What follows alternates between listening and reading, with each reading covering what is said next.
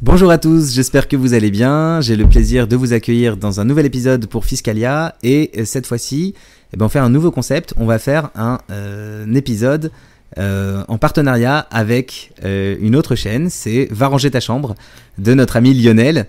Donc, je vous présente à tous Lionel. Bonjour Lionel. Bonjour, j'espère que vous allez bien. Alors Lionel, c'est un ami à moi de longue date. Non, voilà, ça commence bien, c'est génial. Aujourd'hui, le sujet, et Lionel est un expert dans ce secteur, c'est tout ce qui concerne le monde de la crypto-monnaie.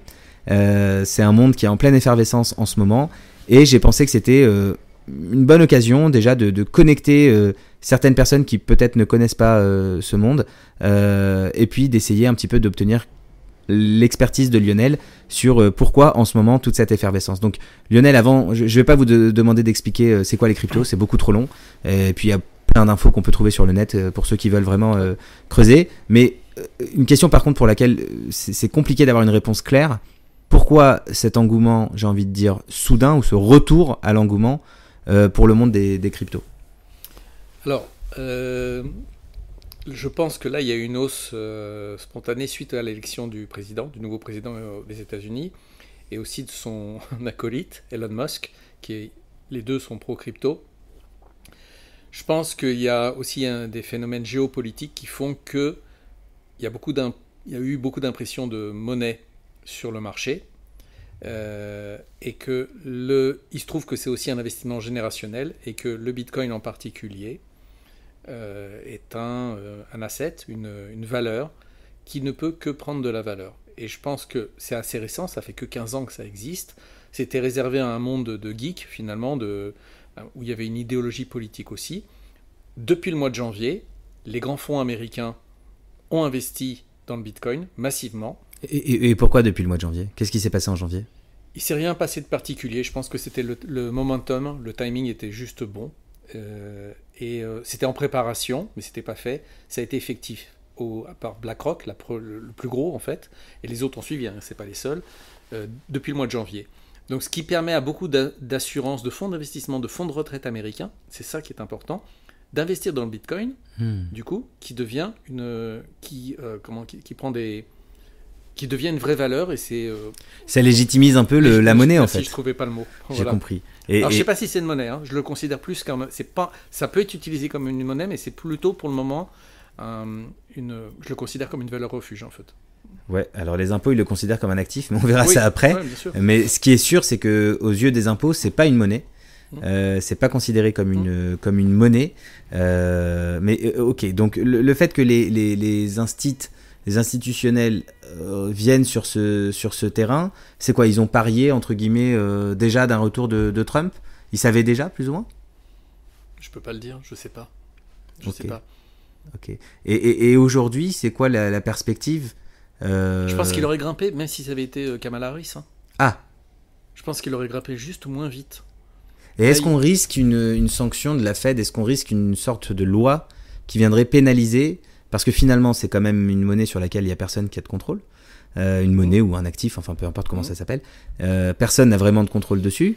Moi, j'avais été à l'époque en relation avec certaines personnes qui étaient rentrées sur une monnaie qui s'appelait Luna. Ouais, ça te fait rire, mais voilà. Et je sais qu'à l'époque, il y avait eu une sorte d'opération. Alors, on sait pas vraiment ce qui s'est passé. Ou peut-être aujourd'hui, on sait ce qui s'est passé. Mais ça avait amené le cours de ce token à zéro. Ils avaient complètement flambé le truc. Il y a vraiment une différence. Il y a vraiment une différence. Les gens ont du mal à... Ils voient, quand on parle des crypto-monnaies, ils voient ça comme une espèce d'univers nébuleux, très tech, ainsi de suite. Il y a le Bitcoin et il y a les cryptos. Il y a le Bitcoin et les cryptos. Et dans le Bitcoin est vraiment une catégorie à part. Vraiment une catégorie à part. Et il y a beaucoup moins de spéculation, finalement, sur le Bitcoin. Et il y a beaucoup plus de sécurité que sur toutes les autres. Pourquoi? Déjà parce qu'il est complètement décentralisé. Réellement complètement décentralisé. C'est-à-dire qu'il n'y a pas de société, il n'y a pas de dirigeant, il n'y a pas de CEO, il n'y a pas de service marketing, il n'y a rien. Il n'y a juste rien. Toutes les autres sociétés, on va prendre la deuxième, la numéro 2, l'Ethereum, il y a un dirigeant. il y a une fondation, il y a une société, il y a des investisseurs. Là, c'est pas ça. Bitcoin, il est complètement à part. Il est hors jeu. Même son créateur, on ne le connaît pas. Je veux dire, il a un nom japonais, mais c'est pas lui. C'est juste une image. Et le portefeuille, parce qu'on parle de ça, on parle d'argent, le portefeuille du créateur, et après je vais vous donner aussi mon avis personnel, il y a 1 million de bitcoins qui n'ont pas bougé depuis sa création. Donc peut-être qu'il est mort et on ne le sait pas. Je pense que la création a tué son créateur. C'est mon avis. Et est-ce qu'ils sont plusieurs ? Par exemple, est-ce que c'est un homme ? Est-ce que c'est une femme ? Est-ce qu'ils sont plusieurs ? Personnellement, plus on creuse sur Bitcoin, plus on découvre des choses, plus ça devient intéressant. Et je ne pense pas que ça soit une équipe. Déjà, pour 2 raisons. Si ça avait été une équipe, on va dire que les fondateurs se seraient chamaillés, parce qu'il y a beaucoup d'argent en jeu. Et la deuxième chose, c'est que c'est du pur génie. Et le génie, ça ne se partage pas. C'est beau. Et aujourd'hui, qu'est-ce qui explique que le Bitcoin, lui, soit une valeur refuge, à l'inverse des autres monnaies qui existent ? Acteur entrant, c'est le premier acteur entrant. Okay. Il change la règle du jeu. C'est lui qui dicte tout le marché. Hein. Quand on parle des cryptos, c'est le Bitcoin. On pense tout de suite au Bitcoin. Quand on fait un article sur les cryptos, on met une photo de la pièce du Bitcoin avec le B. Voilà, c'est lui. Le crypto, c'est le Bitcoin. C'est comme si vous compariez, j'ai envie de dire, de l'euro ou du dollar avec de l'or. L'or, il y a une valeur dans l'or. Et je ne sais pas si vous avez déjà tenu un lingot dans la main. Ouais. Oui ou non ? Bien sûr. Ouais. Ok. Vous avez vu qu'il se passe quelque chose. Vous pouvez avoir l'équivalent en dollars. Ça n'a rien à voir. Ça n'a rien à voir. L'or a une valeur, il y a quelque chose de spirituel. Alors, entre nous, on va parler, mais il y a quelque chose de spirituel avec l'or qu'il n'y a pas du tout avec un billet qui est imprimé. Aucun rapport. Et qu'est-ce qui explique que cette technologie, alors pas dans le côté technique, parce que je pense qu'on va perdre nos auditeurs, mais dans le côté rassurant. Qu'est-ce qui est tellement rassurant dans cette technologie et qu'est-ce que ça vient changer dans le monde qu'on connaissait avant ? La décentralisation.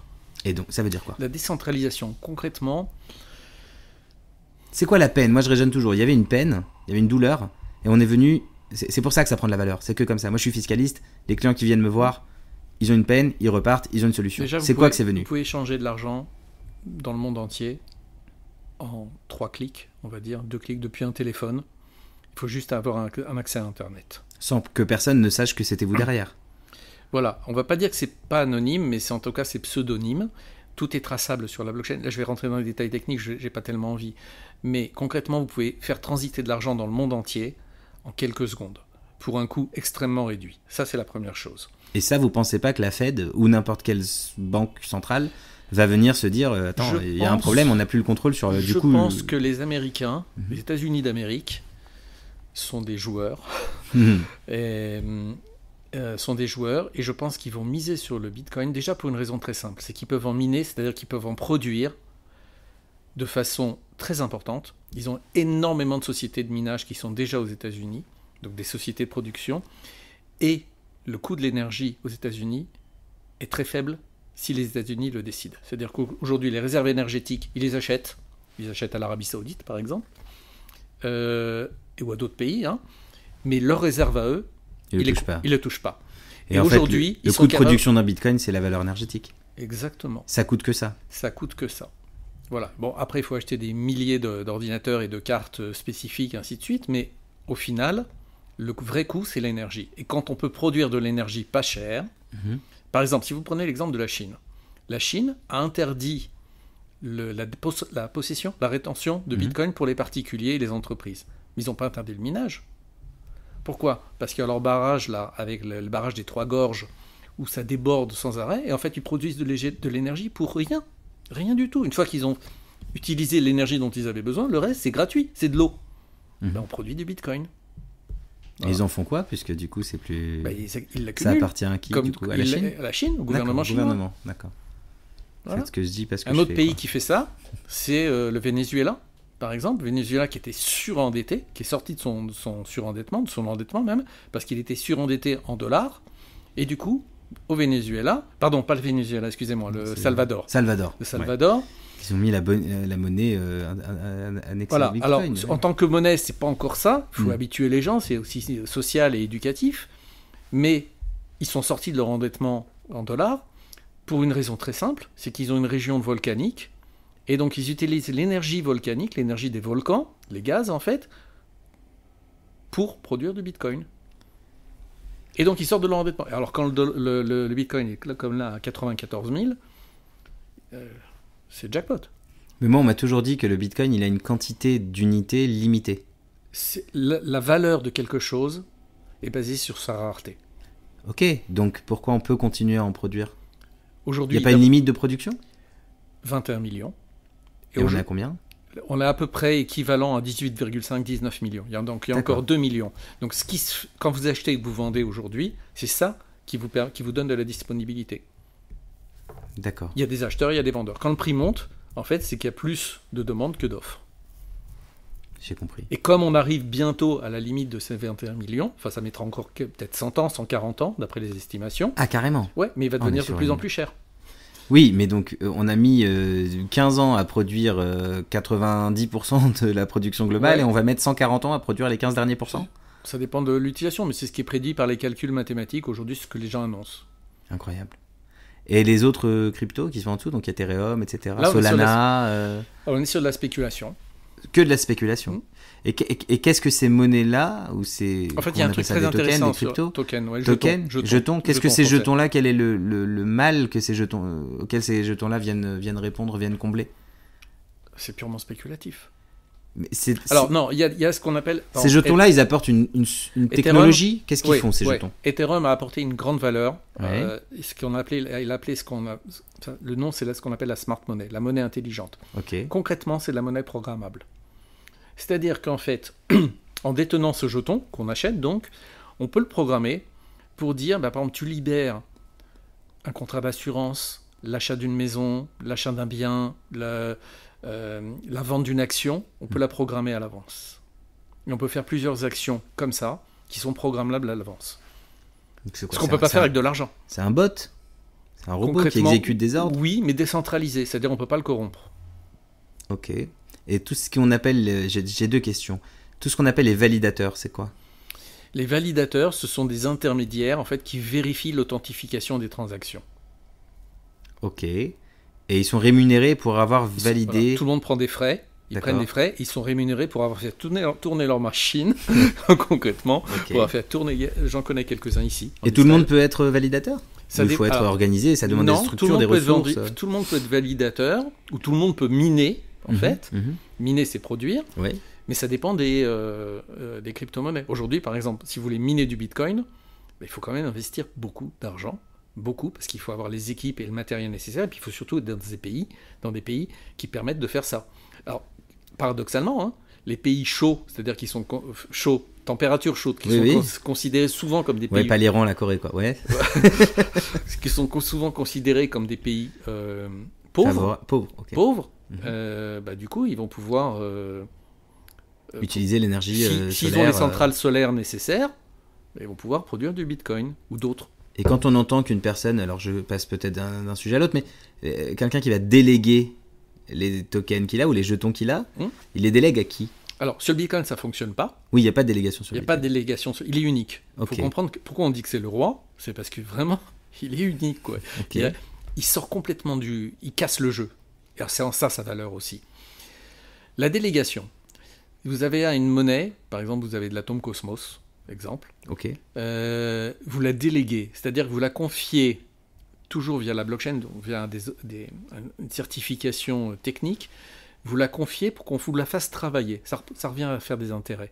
Oui, c'est ce qu'on appelle du staking. Okay. C'est ça. Donc, elle va générer... Mais qui est prêt à vous payer? Pourquoi ils sont prêts à vous payer? Moi, je suis l'argent, entre guillemets. Je suis la rémunération. Vous avez tout à fait raison. En fait, comme un homme d'affaires, vous suivez l'argent. Ouais.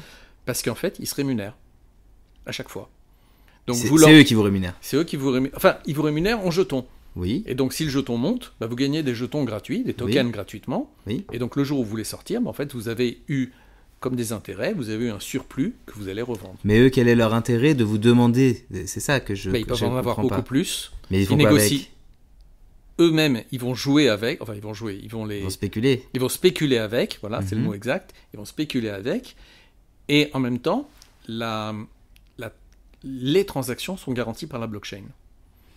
Il y a une notion de celui qui a plus de tokens peut être appelé plus souvent à valider les opérations, c'est ça? De manière aléatoire, non? En fait, il est valide. Non, pas du tout. Il est valide de manière régulière, et plus il est valide rapidement, plus vous gagnez, en fait, et plus eux gagnent. Maintenant, il faut qu'ils investissent plus en matériel derrière. Il y a une notion qui est assez importante, on n'en parle pas assez, c'est que le Web 3, donc la technologie décentralisée qui touche aussi les crypto-monnaies et le Bitcoin, elle s'adresse au départ à des développeurs, donc des techs. Le Web 2, les réseaux sociaux, se sont adressés au grand public. Il y a eu un engouement sur les réseaux sociaux immédiats, parce que, c'est un feuille qui les a fait, c'est tout. Non, aussi. Voilà. Et en fait, c'était surtout pour en faire des rencontres. À la base, Facebook, c'est ça. C'est ça, ouais. Le Web 3 s'adresse à des gens qui ont... un certain background technique poussé, et idéologique. Je veux dire, les créateurs... la décentralisation. Décentralisation, c'est des types qui ont pensé ça il y a 30 ans. Ils n'avaient pas les moyens technologiques de le faire. Mais ça date d'il y a plus de 30 ans. Et celui qui a pu réaliser ça c'est un point important, c'est arrivé en fin octobre 2008, c'est-à-dire au moment de la crise des subprimes. Et il sort un document, il sort un document qu'on appelle un white paper, je ne sais pas si vous l'avez déjà lu. Non. Il est très beau. Il est très épuré, très beau dans le sens simple, où il décrit son projet sur quelques pages, et je crois que c'est 8 ou 9 pages, et là vous dites... Waouh, il se passe quelque chose. C'est son pitch, quoi. Il fait son pitch, mais sans vous le vendre. Il vous explique juste qu'il va faire quelque chose qui va changer le monde. Et il jette sa graine, en fait, c'est vraiment ça. Il jette sa graine, et on ne sait pas trop ce qui va se passer derrière. Donc il y a des hauts, il y a des bas, il y a tout ce qu'on veut, mais le truc est grossi. Oui, il grossit tellement qu'aujourd'hui, ça prend des proportions énormes. Ça inquiète, moi je sais, parce que je suis de ce côté-là, ça inquiète l'administration fiscale.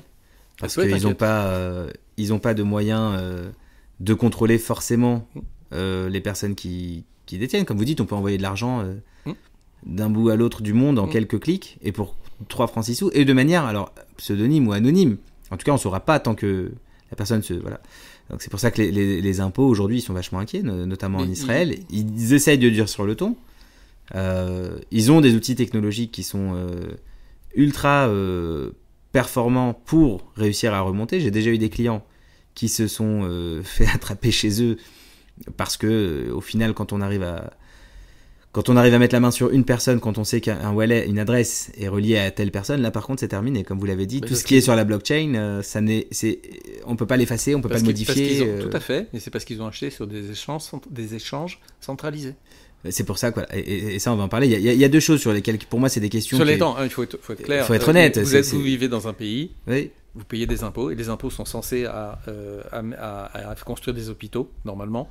Des routes, des hôpitaux, des écoles, voilà. À payer aussi des fonctionnaires. Mais non, ça, c'est la France, ça. Voilà. Non, je pense que voilà, à partir du moment où il faut jouer le jeu, quoi. Le but, c'est pas forcément c'est pas ça le but. Le but, c'est on paye des impôts, c'est normal, on fait partie d'un pays, on en profite, et on a aussi des devoirs vis-à-vis de ce pays. Aujourd'hui, la position du fisc israélien, elle rejoint exactement ce que vous dites. C'est que, on n'est pas fermé. Vous avez eu des cryptos, et c'est vrai que y a des périodes dans lesquelles on a plus ou moins envie de montrer un peu patte blanche. Quand ça valait $2,000 ou $8,000, bon, finalement, c'est pas grand-chose. Quand là, on se rend compte qu'on a potentiellement quasiment $100,000, j'arrondis, et qu'on en a peut-être dans d'autres monnaies, que ça commence à prendre des proportions importantes, et qu'on a peut-être envie d'acheter un appartement, ou enfin, ça commence à devenir de l'argent qui vaut quelque chose. Là, on se dit c'est peut-être le moment où je vais me signaler à l'administration. Alors, pour ceux qui nous écoutent, qui ont envie de se signaler, aujourd'hui, l'administration fiscale israélienne offre une possibilité de manière, au départ, relativement anonyme, en tout cas anonyme en passant par des cabinets tels que le nôtre, et puis il y a d'autres cabinets fiscalistes qui ont des entrées aux impôts, où on peut aller voir les impôts en leur présentant le cas et en essayant d'obtenir un deal. Le deal, en tout cas la fiscalité sur les cryptos en Israël, c'est 25% sur la plus-value constatée. Ce qui est moins cher qu'en France, il me semble. Alors en France, il me semble que c'est flat tax, c'est 30%, mais il y a une petite différence, c'est qu'en France, tant que vous ne convertissez pas l'argent dans de la monnaie, même virtuelle, ce qu'on appelle la fiat, la France considère que l'opération n'est pas encore réalisée. Donc tout ce qui est latent, que ce soit les plus-values ou les moins-values latentes, ne sont réalisées en France que quand il y a une conversion vers un actif fiable, c'est-à-dire la monnaie fiat ou bien l'argent réel. En Israël, par contre, à chaque fois que vous allez faire ce qu'on appelle un swap, donc vous allez convertir du Bitcoin vers de l'Ethereum ou de l'Ethereum vers du Solana, à chaque fois que vous allez vendre un actif, j'appelle ça volontairement un actif, parce qu'en Israël, ils considèrent ça comme un actif financier, dès que vous allez vous démunir, comme une action, dès que vous allez vous démunir d'un actif pour acheter un autre actif, les impôts considèrent que vous avez d'abord vendu le premier actif, et ensuite vous en avez acheté un autre. Un peu comme si vous aviez une action Tesla, vous vendez l'action Tesla, donc vous avez réalisé votre plus-value, et avec la plus-value, vous achetez ensuite une action Apple par exemple. Donc eux, ils considèrent qu'il y a eu une vente et ensuite un achat. Et à chaque fois que vous rencontrez de l'argent, c'est-à-dire que vous avez vendu, là ils se positionnent et ils demandent à prendre 25%. Et c'est là la principale différence, c'est que la France ne va taxer qu'au moment du retour vers le fiat, alors que Israël va taxer à chaque swap. Bon, voilà, c'est en tout cas la position aujourd'hui. Le staking est également imposé à hauteur de 25%, comme l'est un intérêt bancaire classique que vous allez placer à la Leumi ou à la Discount ou peu importe. Voilà un petit peu la position du gouvernement. Mais aujourd'hui, donc, ok, on incite tout le monde on va dire, à se signaler et à essayer de payer ses impôts. Mais techniquement, quelles sont aujourd'hui les solutions pour les personnes qui veulent utiliser... On parle de gros sous aujourd'hui. La valeur des cryptos, ça peut atteindre des proportions importantes. Ça dépend combien les gens en ont, oui. Oui, mais la valeur de l'unité unique, entre guillemets, elle commence à prendre des proportions très importantes. Et puis, on va dire que depuis qu'on a commencé le podcast, le Bitcoin a pris 1,6%. Ah bah c'est génial. Ouais, voilà, ça fait... en 21 minutes. Bon, c'est un bon placement. Ethan, tu nous feras le calcul du retour annuel sur 1,6% sur 21 minutes. Okay. Voilà. On attend ta réponse. Techniquement, quelles sont les solutions aujourd'hui pour utiliser dans le monde réel de la valeur que l'on possède en crypto? Donc, on va parler de l'imposition et derrière, on va dire. D'accord. L'imposition n'est pas un sujet. Vous pouvez acheter un appartement. Vous pouvez acheter... Un appartement en Bitcoin, bien sûr. Ok. Enfin, crypto. Okay. En crypto. Enfin, bon. En fait, ce qu'il y a, c'est que les gens, quand ils veulent récupérer de l'argent, c'est très simple. Ils transforment. Soit ils gardent si c'est du Bitcoin. Oui, mettons que c'est du Bitcoin. Ouais. Soit ils le conservent. Et ok, ils vous vendent le bien. Et ils vont eux-mêmes miser sur le fait qu'ils vous ont vendu leur appartement. Et le Bitcoin vaudra 2 fois son prix, 2 fois le prix actuel dans quelques années, 5 ans. Je dis n'importe quoi, je pense que ça vaudra plus. Ok. Mais voilà, donc eux-mêmes vont spéculer, garder et spéculer. En fait, ça s'appelle un investissement. Soit ils le transforment en dollars. Ok. Et à partir de là, ça passe dans le circuit traditionnel. C'est tout. Les banques israéliennes, vous leur amenez des cryptos, ils prennent pas. Il faut savoir. Enfin, il y a des façons de... Il y a des façons de faire. Il y a des façons de le faire. Bref. Mais je pense que, vraiment, les États-Unis, là, encore une fois, c'est Trump, ça a été plus vite que prévu parce que c'est Trump. Okay. Ça aurait été Kamala Harris, ça aurait été exactement la même chose, mais en plus, un peu plus soft, vous voyez. Je pense que Israël, qui est quand même très proche des États-Unis, et qui va l'être de plus en plus, après quelques petits moments quelques petits froids, on va dire, va juste suivre le mouvement. Parce qu'il y a de l'argent. Et qu'en fait, il vaut mieux utiliser et capitaliser sur ça, plutôt que de faire comme l'Europe, qui est d'ailleurs opposée aux États-Unis, de plus en plus, qui dit, finalement, on va réglementer à mort, et en fait, ils n'ont pas de ressources énergétiques qui leur permettent elles sont en Ukraine, qui leur permettent de produire ces assets, ces actifs, et donc du coup, ils s'opposent à ça. Donc je pense qu'Israël va suivre le mouvement, tout simplement, et en fait, il y a un moment, il y a de l'argent, le fisc peut en gagner, peut récupérer de l'argent, ça fait tourner l'économie, on va vendre plus d'appartements, allons-y. Oui, c'est de la richesse, c'est dommage de pas en profiter. Ça là, c'est une richesse. Et puis surtout, ce qu'on comprend, c'est qu'on le veuille ou non, enfin que l'administration le veuille ou pas, finalement, il y a quand même, de ce que je comprends, des solutions. Alors, je vais pas dire pour contourner, parce que c'est pas un terme génial. Non, même si j'aime bien la chaîne contournement, mais ça n'a rien à voir. Mais techniquement, il y a des manières d'utiliser ces ressources. C'est des ressources. Si vous savez le faire, ouais. Et c'est pas si compliqué que ça, faut être bien conseillé, clairement. J'ai compris. Donc, il y a des pays aussi, en Israël, on le fait. En Israël, on peut acheter un appartement à un particulier, même à certains petits promoteurs, ce qu'on appelle les kablan, ça se fait, ça existe. Entre particuliers, welcome. Ouais, bon ça. Ouais. Voilà. Et il y a d'autres pays, je pense à Dubaï, qui est à côté d'Israël. Vous pouvez payer, la majorité des développeurs, ensuite donc des promoteurs immobiliers, ils prennent 1% de frais, mais ils acceptent le Bitcoin. Il faut savoir comment leur présenter la chose. En 20 minutes, c'est couvert. Hein. Moi, je l'ai vu, je l'ai vu devant moi. Incroyable. Je l'ai vu devant moi. C'est un téléphone, un échange WhatsApp, une confirmation sur WhatsApp, à faire régler. Ça a pris 3 minutes. Ah, le monde va changer. Et une question, aucun rapport. Non, là déjà, c'est juste qu'il y a des pays qui sont plus en avance que d'autres. D'accord. Il y a des pays où c'est un peu plus sclérosé dans les mentalités. Il y a des pays aussi où la situation géopolitique, nous par exemple, fait que c'est un peu compliqué. C'est aussi un peu plus fonctionnalisé aussi. Okay. Et il y a d'autres pays où c'est beaucoup plus... En fait, ils ont l'impression qu'ils ont 20 ans d'avance, c'est tout. Et ils ont compris des choses que les autres vont comprendre. Ils sont juste en avance. Ça prend plus de temps. Et est-ce que l'intelligence artificielle peut bouleverser tout ce système-là ou c'est pas du tout lié ? Non, c'est pas lié. La seule chose où ça pourrait être lié aujourd'hui, si je comprends bien la question, Nat, c'est aujourd'hui, par exemple, pas sur le Bitcoin, mais sur les cryptos, notamment les cryptos bas de gamme, on va dire. Parce qu'il y en a quand même 25 000 ou 24 000 comme ça. Quand même. N'importe qui à 7 000. Si vous voulez faire demain une crypto pour on le a fait cabinet, le jeton Dre. Non, ne le cherchez pas, il n'existe pas. Si vous voulez faire le crypto pour le cabinet, c'est 10 minutes. Ok, quand même. C'est 10 minutes. Voilà. Okay. On le fera peut-être pour ceux qui écoutent le podcast, on leur donnera. Voilà, par exemple. On peut faire un jeton pour le prochain président français, par exemple. Ok, sympa. Est-ce qu'il y en aura un ou pas? Voilà, bon, on peut tout imaginer, mais il y a des robots, un petit peu comme il y a des bots, des robots sur la bourse. Aujourd'hui, vous avez des bots. C'était ça ma question. C'était est-ce que l'intelligence artificielle peut aller sur ce marché-là et aller killer le marché où je prends même amener, voilà, je sais que finalement c'est la sécurité.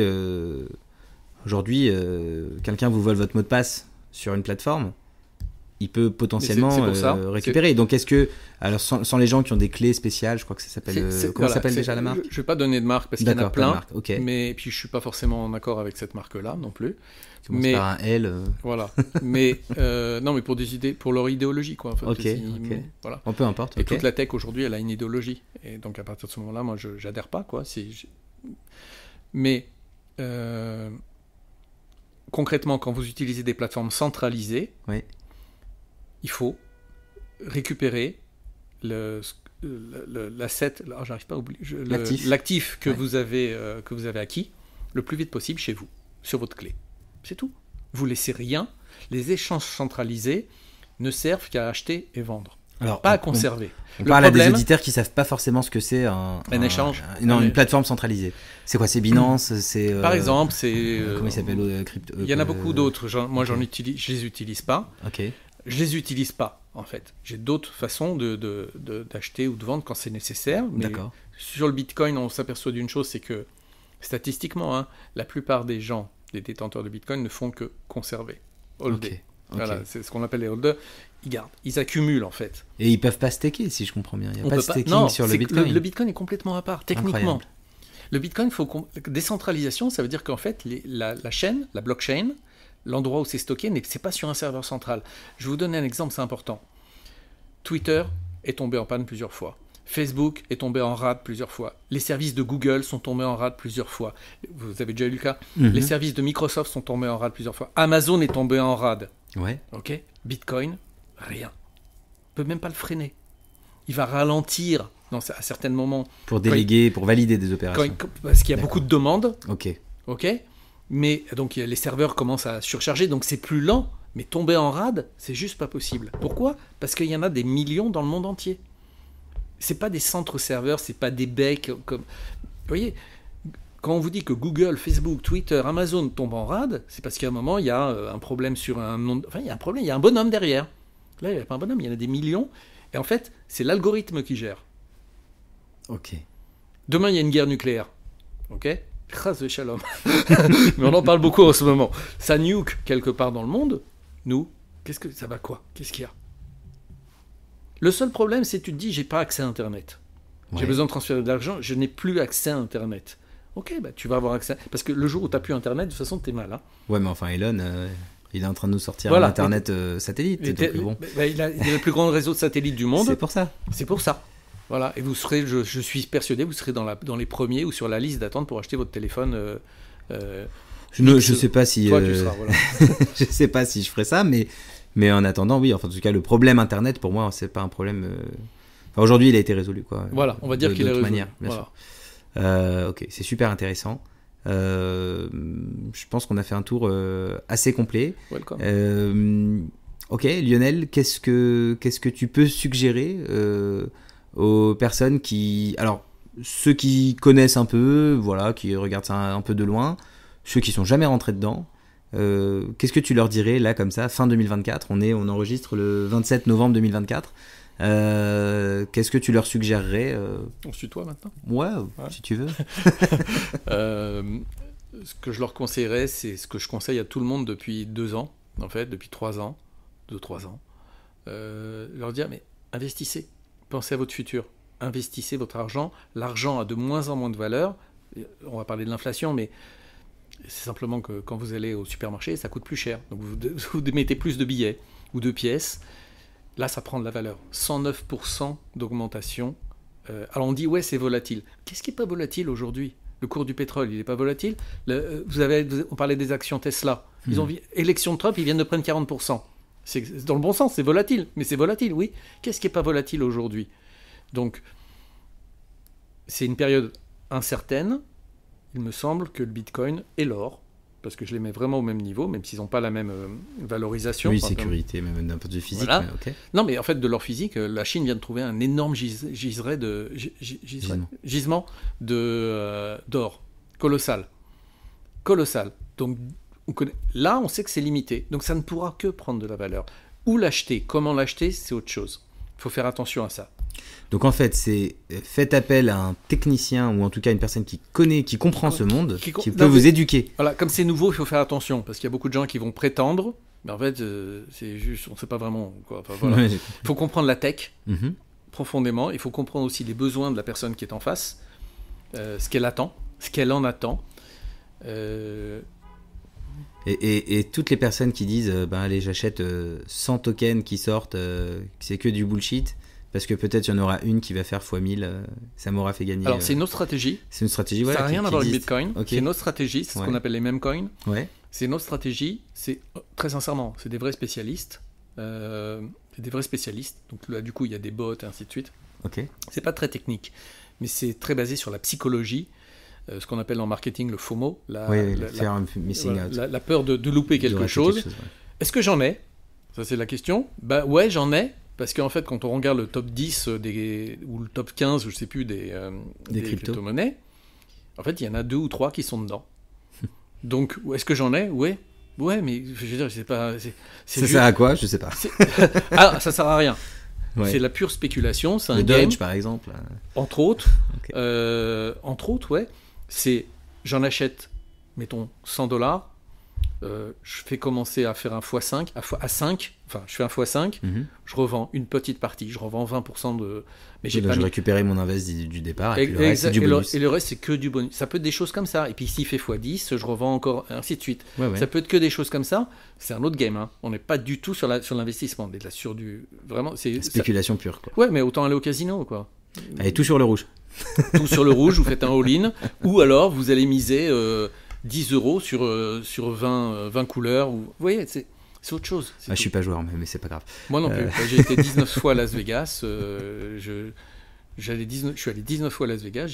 Le casino, c'était juste, je regardais les gens, en fait. Ah ouais, un peu de machine à sous, pour être honnête. Et, enfin, transparent, pas honnête, mais un peu de machine à sous. Mais sinon, je regardais les gens et j'étais fasciné par les joueurs de blackjack. C'était ce qui me... J'ai resté des heures devant les joueurs de blackjack et voilà. Mais je jouais pas. Une fois j'ai joué quand même, parce que moi je me suis dit allez, j'ai $500, ça a duré 3 minutes, j'ai dit merci. Allez hop. Parce que j'ai vu qu'il y avait que c'était pas moi. Sold out. Voilà. Sold out, voilà. J'ai vu que c'était pas moi, mais bon, voilà. Non. En tout cas, Lionel, merci beaucoup. C'est moi qui vous remercie, Nat. Merci de m'avoir accueilli sur ton podcast et puis merci d'être venu sur le mien en même temps, c'est bien. Ton podcast s'appelle Fiscalia. Voilà, Fiscalia et Va ranger ta chambre. Voilà.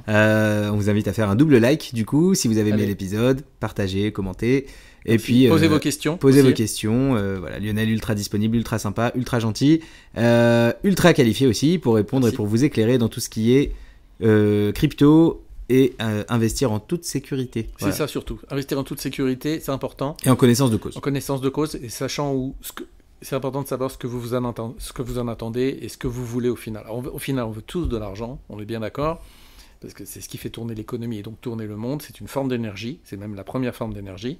Mais il est important de le faire en bonne conscience, sans stress. Sans se brûler. Voilà. Merci beaucoup, merci à tous pour votre écoute. Merci. À bientôt. À bientôt.